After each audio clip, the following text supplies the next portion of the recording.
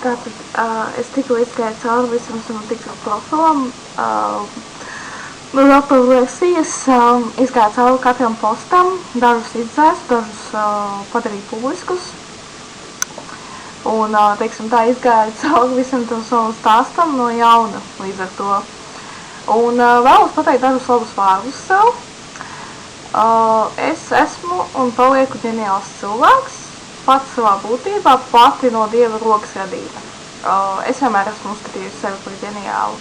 Mums ir īpašības dotas no dabas, kas jau tiek izpaustas jaunā vecumā, īpatnības, kognitīvās domāšanas stila pazīmes un tā tālāk. Un es jau no bērnības esmu uzskatījusi sevi par ģeniālu cilvēku. Man arī ir bijis bērnībā tāds posms un dažādi tā posma periodi un laika virknes, kad es esmu jutusies šausmīgi vientuļu šīs pasaules, ka man neviens nesaprot, ka es esmu vienīgā normālā starp visiem. Un pat ne tā, bet vienkārši dēļ savas toksiskās ģimenes, kura bija briesmīga emocionālās inteliģences ziņā un bērna audzināšanas un psiholoģijas ziņā, šausmīga ģimene, kas vispār man pat nepiestāvēja un nederēja pēc mana kognitīvā stila un personības un būtības vispār pat nepiestāvēja. Man bija jābūt pilnīgi citiem tipāžu vecākiem, lika man tā justies, savienojumā ar visām pārējām lietām un dzīves daļām, kas ir normālas, ikdienā, bet blakām esot tādai ģimenei, tās visas daļas, kas pašas par sevi bija daļa no dzīves un eksistēja, uz manīm iedarbojās stiprāk. Un arī pati ģimene man piešķīra tādas izjūtamas daļas dzīves, kas bija ļoti nepatīkamas. Un es esmu tā jutusies 12 gados, man šis skaitlis ļoti sēž galvā, jo šajā, man liekas, vecumā es tiešām tā jutos. Man liekas, no 7 līdz 10 gadiem es ļoti daudz ko varu aizmirst, bet man šis periods saistās ar tādu kā vieglumu. Es vairāk neiesaistījos tomēr tajā unikalitātes, superunikalitātes sajūtā.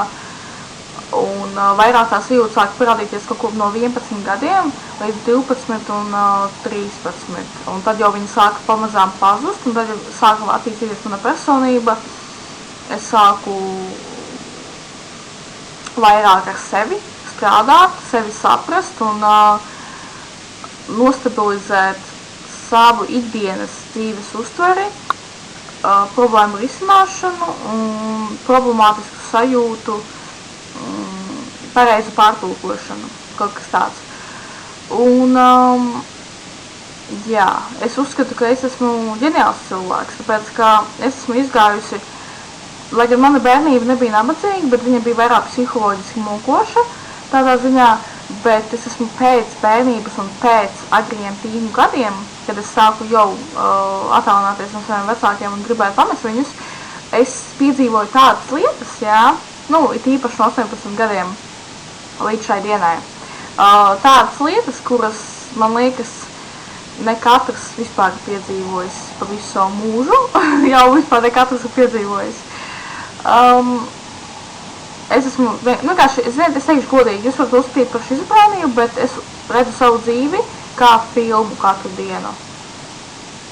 Es viņu redzu kā filmu, es redzu cilvēkus kā personāžus savā ziņā, un sevi es redzu kā galveno varoni.